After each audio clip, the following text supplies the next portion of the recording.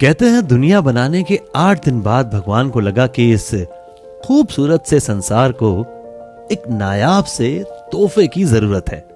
और उस दिन जन्म हुआ एक ऐसी प्रजाति का जिसे मैं और आप कैरेट के नाम से जानते हैं।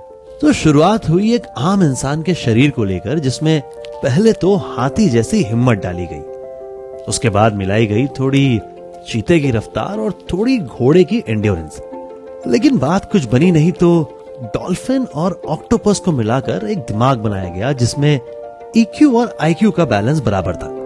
उसके बाद इस मॉडल को एक फ्लेक्सिबिलिटी के सांचे में ढालकर मेहनत की भट्टी में पकाया गया। अब ये सब तो समझ में आता है, लेकिन जब खुराक की बारी आई तो भेड़ बकरी का डाइजेस्टिव सिस्टम लगाया गया, ताकि अगर खाना मिले तो प्लेट पर प्लेट हजम होती रहे और अगर ना मिले तो घास फूस खाकर भी महीनों गाड़ी चलती रहे।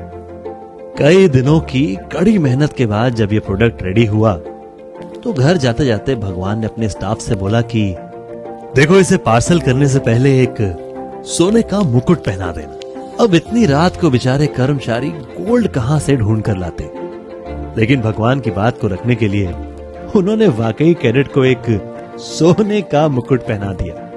अब अगर भगवान भी चाहे तो कैरेट से उसकी सोने की शक्ति नहीं छीन सकते।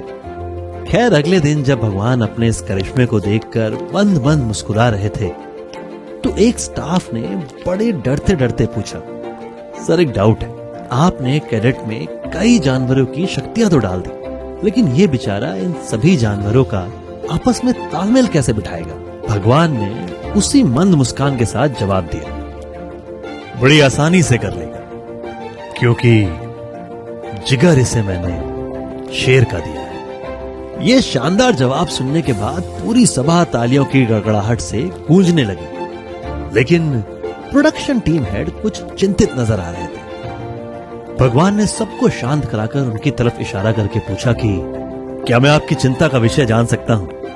कहीं कैरेट में कोई कमी तो नहीं रह गई? निर्माण प्रमुख ने बड़े विनम्र स्वर में बोला कि सर, कैरेट तो A1 क्वालिटी रेडी हुआ है, इसमें तो कोई दो राय नहीं है, लेकिन एक कैरेट से दुनिया का क्या होगा?